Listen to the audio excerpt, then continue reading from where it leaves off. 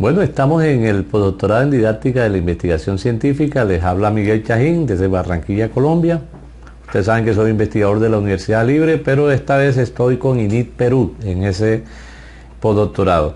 Y a cargo de una asignatura sobre teoría general de la investigación científica. Este es el primer seminario del postdoctorado. Estamos invitados, yo soy egresado de este programa.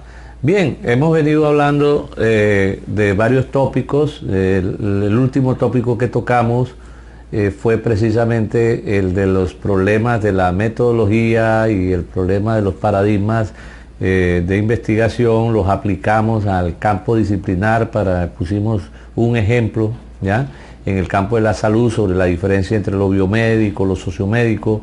Después nos concentramos un poquito aunque ahí quedan las lecturas y quedan unos videos de él, del pensamiento del doctor Padrón, para plantear de que no necesariamente nosotros tengamos que casarnos con un paradigma determinado y que la ciencia misma es dinámica. Ahí estuvimos viendo una propuesta epistemológica diferente, ¿verdad?, de digamos, los estilos de pensamiento como paradigma. Bien, yo voy a desarrollar posteriormente. Ahora solamente quiero dar una introducción, ¿verdad?, y de manera muy general, de algo que presenté en algún momento en un evento de investigación en México, en la Universidad Nacional Autónoma de México, sobre los paradigmas epistemológicos, y la posibilidad de integrar esos paradigmas de manera dialógica. Después de eso he tenido varias oportunidades de volver sobre el tema y de ir planteando cómo podríamos hablar de una racionalidad dialógica, de un proceso de pensamiento, un estilo de pensamiento divergente que implique, ¿verdad?, que hay la posibilidad de integrar teorías que aparentemente están, desde el punto de vista tanto epistemológico como desde el punto de vista disciplinar, que aparentemente están divorciadas. Yo les colocaba el ejemplo del tema del manejo del coronavirus,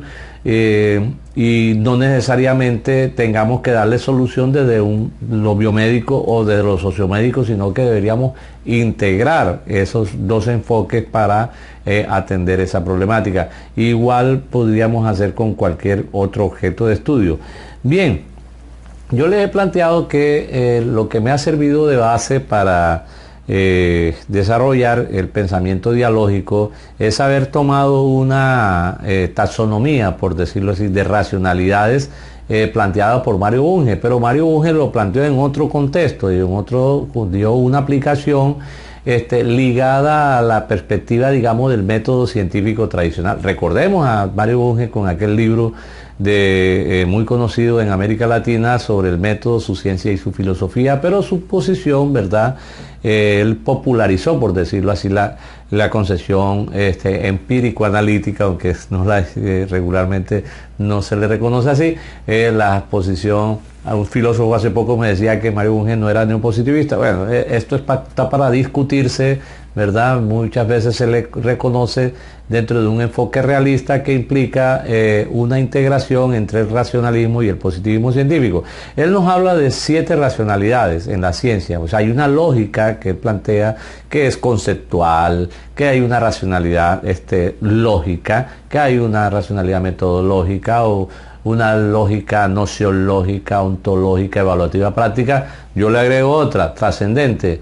Pero resulta que esa propuesta de Bunge no es solamente aplicada a la ciencia como él la ve.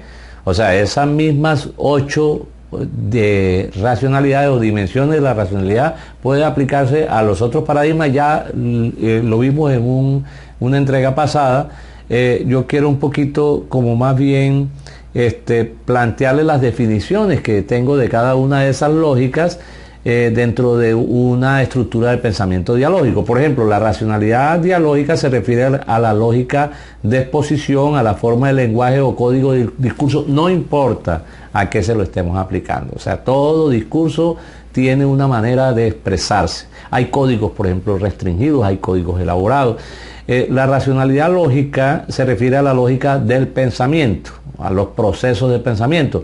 Pudiéramos incluso decir que el método deductivo, el método inductivo hace parte de esa racionalidad lógica. No necesariamente son esos dos métodos. Podríamos ampliar los métodos. Podríamos, por ejemplo, hablar del método dialéctico, que hace que, ¿verdad?, que se sale de esa perspectiva de forma de hacer inferencias, no deductiva e inductiva, y que lo plantea en términos, ¿verdad?, de una concepción sobre la realidad. La racionalidad metodológica, que se refiere a la lógica en términos de los pasos para demostrar o corroborar o para argumentar lo que se quiera, ¿verdad?, lo que se quiera exponer, no importa dentro de qué paradigma estemos hablando. La racionalidad nociológica es como la lógica del descubrimiento, de los hallazgos, el nivel de pensamiento descriptivo, explicativo, comprensivo, interpretativo, ¿verdad?, que tiene el discurso, ¿verdad?, científico.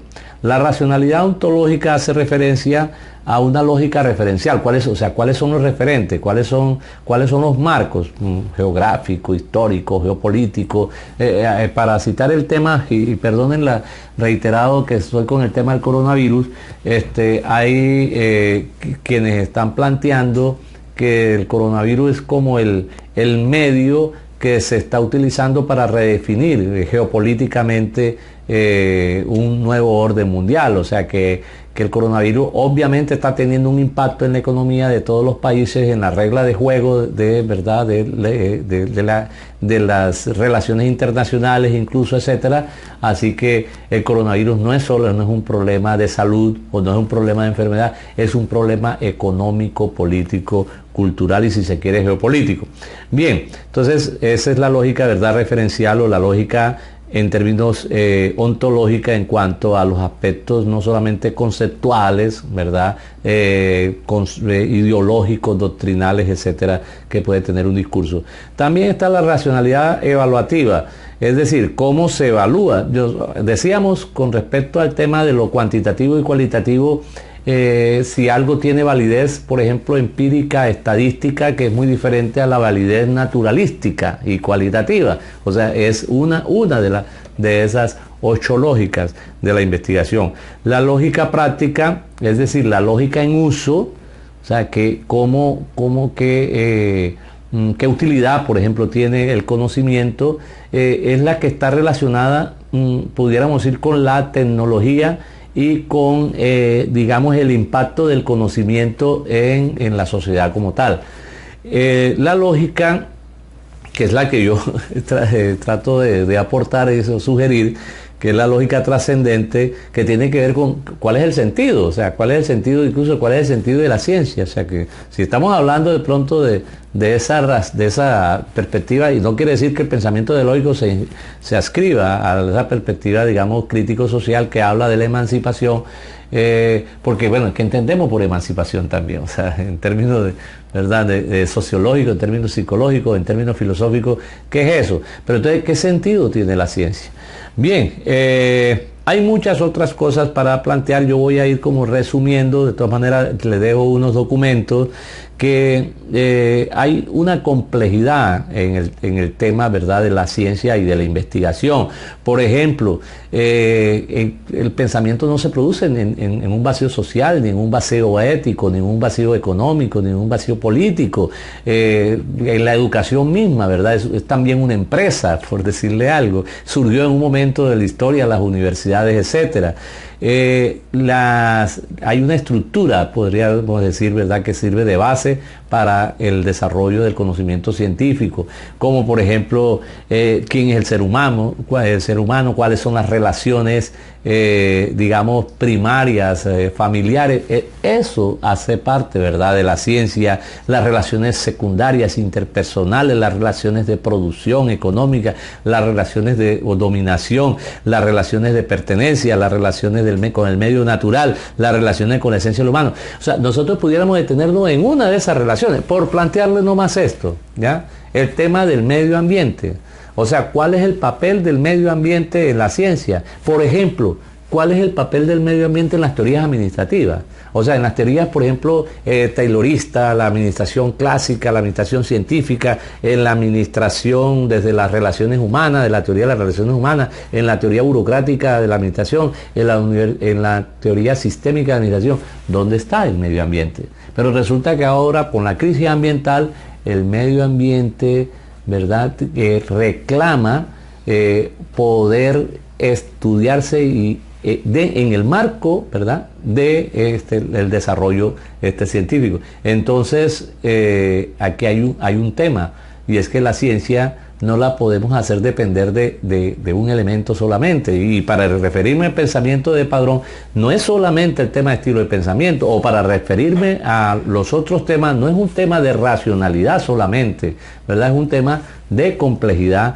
donde hay valores, grupo, el yo, el trabajo, las jerarquías sociales, las identidades sociales, la naturaleza misma, la trascendencia, de tal manera, y desde la perspectiva incluso de las representaciones, en términos del sujeto, están los deseos, están la reflexión, está el interés, está el sentido común, está la perspectiva, está el saber previo, está la comunicación, incluso hasta la ignorancia, el no saber. Que puede ser un proceso también inconsciente. Entonces no podemos reducir la ciencia y la actividad investigativa a uno u otro elemento. Hay todo digamos, un marco axiológico, si se quiere, una antropología que subyace al proceso, ¿verdad?, de investigación. De todas maneras, la ciencia es un producto social.